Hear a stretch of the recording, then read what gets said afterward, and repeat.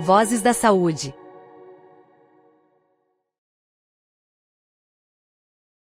Clemente, podemos dizer, de acordo com esse cenário que você nos traz, que a gente implementou muito mais com base na redução de custo do que no olhar do desfecho, né? Que seria Exatamente. um bom, o grande indicador. E aí, nessa esfera ainda, aqui a gente fala muito, poxa, mas eu não consigo controlar desfecho porque eu não tenho os dados estão perdidos no sistema, não há uma integração, toda aquela história.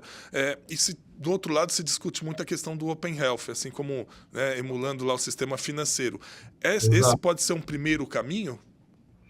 O Open Health, ou seja, o usuário do sistema controlar e ter os seus dados, do banco de dados em que ele tem acesso, como é no sistema financeiro, como a gente tem acesso às nossas informações financeiras, contas, investimentos, etc. E os dados de saúde desses usuários serem colocados à disposição de quem o usuário quiser, porque são dele, tem que ter autorização dele, para, a partir daí, alguma coisa nova poder acontecer em saúde. Essa é uma linha boa, interessante, faz sentido total em comparação com o que a gente vê em outros setores, o próprio Open. Por exemplo, se os prestadores vão ter de competir para me atender, eu como cidadão, eles vão ter que tirar o foco do que eles fazem e passar a colocar o foco no que eu preciso. Isso não vai ser uma coisa. Tem milhões de barreiras políticas, um monte de dificuldades, mas, caramba, a gente não pode querer só coisas fáceis. Essas coisas, tecnicamente, são todas possíveis e fazem sentido técnico.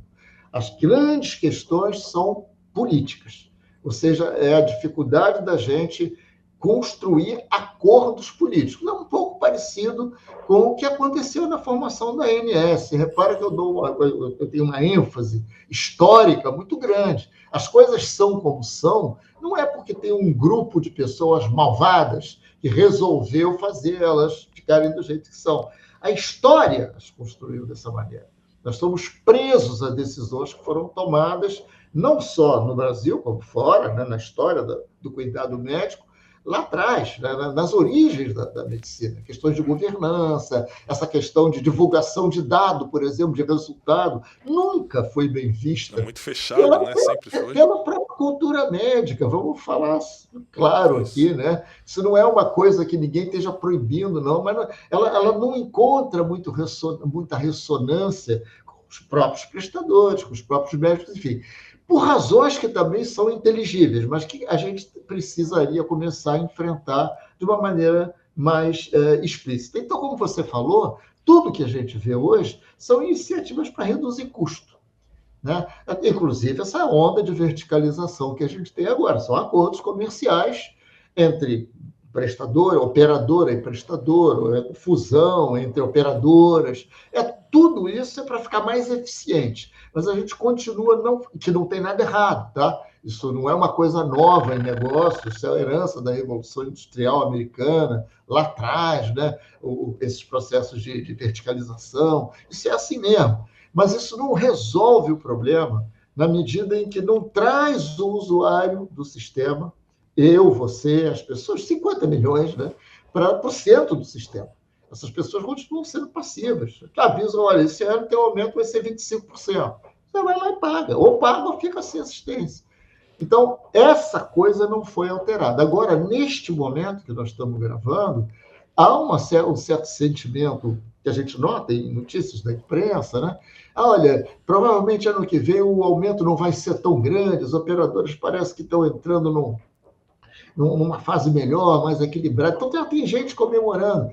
Não comemore, não deve comemorar, porque isso tudo é flutuação, isso é ruído.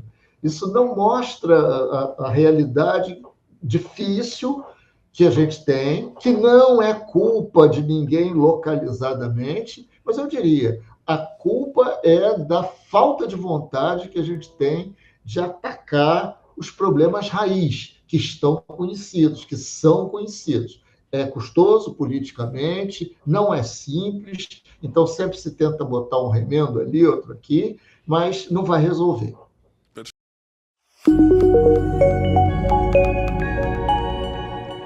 Vozes da Saúde.